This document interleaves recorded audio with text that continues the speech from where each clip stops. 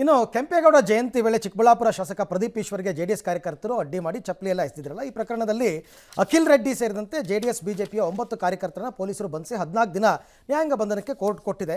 ಆ ಸಂದರ್ಭದಲ್ಲಿ ನಿಖಿಲ್ ಕುಮಾರಸ್ವಾಮಿ ಜೈಲಿಗೆ ಹೋಗಿ ಅವರೆಲ್ಲರನ್ನೂ ಭೇಟಿ ಮಾಡಿಬಿಟ್ಟು ಇದಕ್ಕೆಲ್ಲ ಕಾರಣ ಪ್ರದೀಪ್ ಈಶ್ವರೇ, ಅವರೇ ಪ್ರಚೋದನಕಾರಿ ಅವಹೇಳನಕಾರಿಯಾಗಿ ಮಾತನಾಡಿದರು, ಅದು ಪ್ರಚೋದನೆಗೆ ಕಾರಣ ಆಯಿತು ಅಂತೆಲ್ಲ ಹೇಳಿದ್ದಾರೆ. ಇನ್ನು ಪ್ರದೀಪ್ ಈಶ್ವರ್ ಮೇಲೂ ಕ್ರಮ ಯಾಕಿಲ್ಲ ಅಂತ ಬಿಜೆಪಿ ಮುಖಂಡರೆಲ್ಲ ಕೇಳಿದ್ದಾರೆ.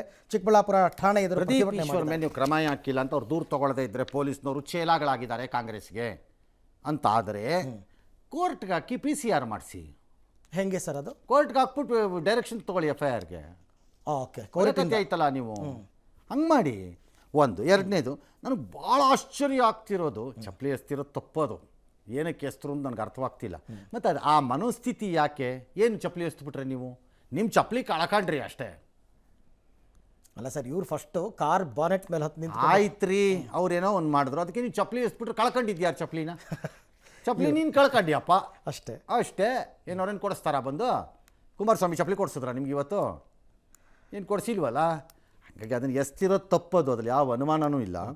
ಬಟ್ ಚಪ್ಪಲಿ ಎಸ್ತಿದ್ದಕ್ಕೆ 14 ದಿನ ನ್ಯಾಯಾಂಗ ಬಂಧನಕ್ಕೆ ಕೊಟ್ಟಿದ್ದು ನನಗೆ ನ್ಯಾಯಾಲಯ ಆಶ್ಚರ್ಯ ಆಗ್ತಾ ಇದೆ. ಅಂದರೆ ಇದು ಬೇಲಬಲ್ ಆಗಿತ್ತು ಸರ್? ಆಗ್ಬೋದಿತ್ತ ಅನ್ಸತ್ತಪ್ಪ. ಯಾವ್ಯಾವ ಸೆಕ್ಷನ್ ಹಾಕಿದಾರೋ ಗೊತ್ತಿಲ್ಲ. Yes, okay. ಇನ್ನು ಬಿಡದಿ ಟೌನ್ಶಿಪ್ನಲ್ಲಿ ಭೂಮಿ ಕೊಡ್ತಿಲ್ಲ, ಹಂಗಾಗಿ JDSನವರೇನೋ ಕೋರ್ಟ್ಗೆ ಹೋಗ್ತಾರಂತೆ, ಸಪೋರ್ಟ್ ಮಾಡ್ತಾರಂತೆ. That is the best method ನನ್ನ ಪ್ರಕಾರ. ಇಷ್ಟೆಲ್ಲ ಹೋರಾಟನೇ ಬೇಕಾಗಿರಲಿ. ಹೌದು, ನನ್ನ ಪ್ರಕಾರ ಇದೆಲ್ಲ ಅಲ್ಲ, ಬೇಕು, ಹೋರಾಟನೂ ಇರಲಿ. ಹೋರಾಟನೂ ಬೇಕು, ಬೇಡ ಅಂತ ಹೇಳಲ್ಲ.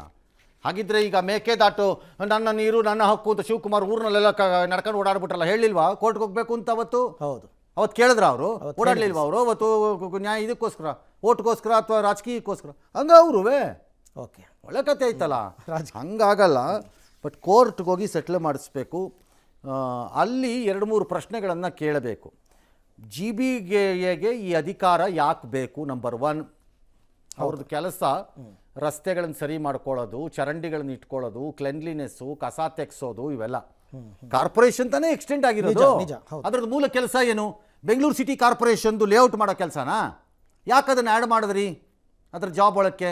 ಯಾಕೆ ರಿಯಲ್ ಎಸ್ಟೇಟ್ ವ್ಯವಹಾರ ತಂದ್ರಿ GBA ಕಾರ್ಪೊರೇಷನ್ ಒಳಕ್ಕೆ? ಹೌದು. ಹಂಗಾರೆ ನಾಳೆ ಬೆಂಗಳೂರು ಸಿಟಿ ಕಾರ್ಪೊರೇಷನಲ್ಲಿರೋ 5 ಕಾರ್ಪೊರೇಷನ್ಗಳು ಅವರು ಲೇಔಟ್ ಮಾಡ್ತಾ ಕೂತ್ಕೋಬೋದಾ? ಹಾಗೆಲ್ಲ ಮಾಡಬಾರ್ದು. ನಂಬರ್ 1. ನಂಬರ್ 2, ಏನಕ್ಕೆ ಅದರ ಅನಿವಾರ್ಯತೆ ಅನ್ನೋದನ್ನು ಕೇಳಬೇಕು. 4ನೇದು, ಸರ್ಕಾರಗಳು ಮಾಡಿರೋ ಲೇಔಟ್ಗಳಲ್ಲೇ ಸರಿಯಾದ ವ್ಯವಸ್ಥೆ ಮಾಡದೇನೆ ಹೊಸದು ಮಾಡ್ಕೊಂಡು ಹೋಗೋಕ್ಕೆ ಅವರಿಗೆ ನೈತಿಕವಾಗೂ ಕಾನೂನು ಪ್ರಕಾರದಲ್ಲೂ ಅವಕಾಶ ಇದೆಯಾ? ಮತ್ತು ಯಾರ ಸುಖಕ್ಕೆ, ಪ್ರಿನ್ಸಿಪಲ್ ಬಿಹೈಂಡ್ ದ ಲೇಔಟ್ ಏನು? ಸರ್ಕಾರ ಜನರಿಗೆ ಸಹಾಯ ಮಾಡೋಕ್ಕೆ, ಚೀಪಾಗಿ ಕೊಡೋಕ್ಕೆ, ಕನ್ಸೆಷನಲ್ಲಿ ಕೊಡೋಕ್ಕೆ, ಬಡ ಜನರಿಗೆ ಕೊಡೋಕ್ಕೆ ಎಲ್ಲ ಮಾಡಬೇಕು. ನಿಮ್ದೇನು ಕೆಲಸ? ನೀವು ಪ್ರೈವೇಟ್ ಲೇಔಟ್ನವ್ರ ಥರ ನೀವು ಯಾಕೆ ಮಾಡೋಕ್ಕೆ ಹೋಗ್ತೀರಿ? ಅದ್ರ ಇಂಟೆನ್ಷನ್ ಏನದು ಅಂತ ಕೇಳಿ ಕೋರ್ಟ್ಗೆ ಹಾಕ್ಬೋದು. ಕೋರ್ಟ್ ಏನು ಉತ್ತರ ಕೊಡುತ್ತೋ ಅದು ಕೊಡುತ್ತೆ ಅಷ್ಟೇ. ಎಸ್.